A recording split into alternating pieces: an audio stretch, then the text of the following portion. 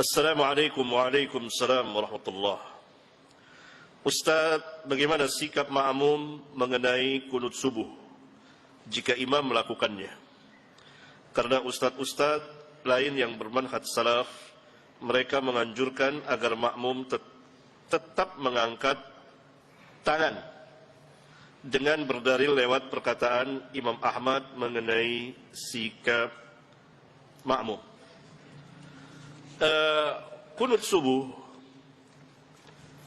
tanyakan kepada ustaz itu, kunut subuh bid'ah atau sunnah? Itu pertama. Kalau sunnah menurut mereka ahli kunut. Kita harus tahu dulu, menurut antum kunut subuh itu sunnah atau bid'ah?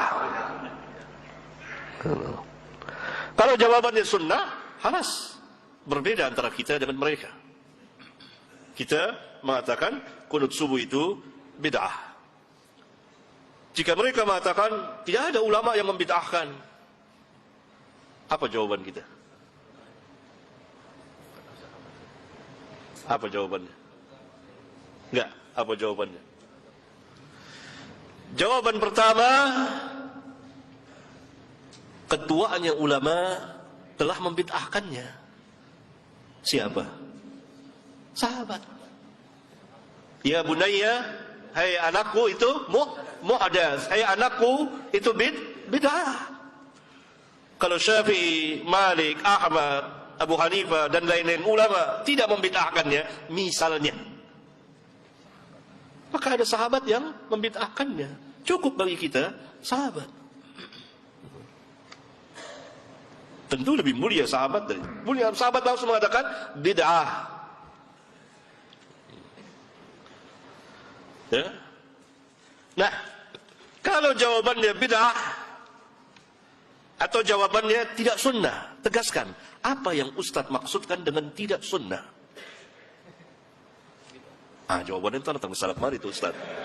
Karena mereka dibina atas dasar taklid, maka dia cari jalan ke sana, nengok sana, nengok sini, nengok sana. Maksudnya cari ilmu. Kan suka begitu, jangan bilang bid'ah, tidak sunnah saja. Tanya, apa yang dimaksud dengan tidak sunnah? Dan yang menjadi lawan tidak sunnah itu apa?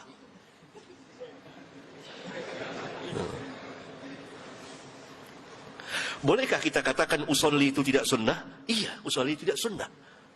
Boleh nggak kita katakan usolli itu bid'ah? Iya, boleh bid'ah. Berarti sama dong. Sahih. Sebetulnya ikhwan, dalam dakwah seorang dai harus berilmu pertama, dan harus yakin dengan ilmunya, dan betul-betul membahas ilmiah, pembahasan ilmiah, dan harus memiliki syaja'ah, keberanian. Yang bid'ah nggak jadi masalah, yang sunnah. Nah, kalau itu bid'ah, tanya, bolehkah kita mengerjakan bid'ah dalam sholat?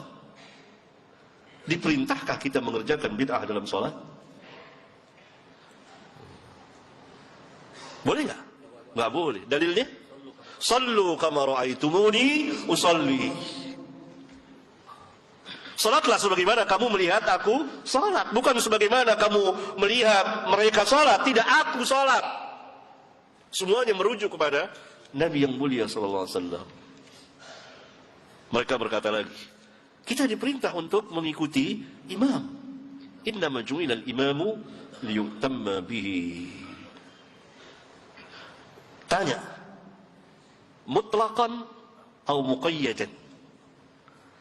Mutlakkah atau muqayyad dengan sunnah?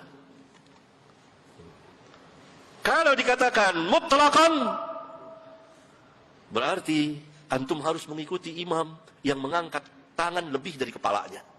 Gini. Berarti kita harus mengikuti imam yang bersedekap seperti ini ya. Gini. Kok antum nggak ikuti? Kan mutlakon. Gini.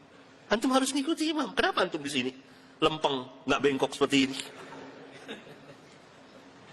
Antum harus mengikuti imam yang sedekapnya mendekati farjinya gini. Kan gini nih. Berarti ini hadisnya dhaif, di bawah pusar, nggak sampai ke parji bahkan sini. Berarti mengamalkan hadis dhaif dan dalam mengamalkannya tidak tepat sampai mendekati parji gini. Harusnya di sini di bawah pusar. Tapi hadis itu dhaif. Kenapa antum nggak ngikuti? Bahkan antum di sini. Kelebihan juga. Sahih. Saya ajak antum bebas merdeka. Ini saya. Antum imma mau ikut ustaz lah, antum merdeka. Saya hanya mau bahas ini. Untuk para pelajar merdeka. Bahas sendiri antum. Antum bisa baca kitab.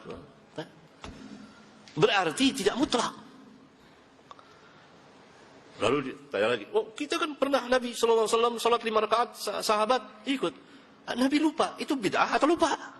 Bukan bid'ah. Lupa. Beda. Antum nggak bisa bedain antara lupa dengan bid'ah.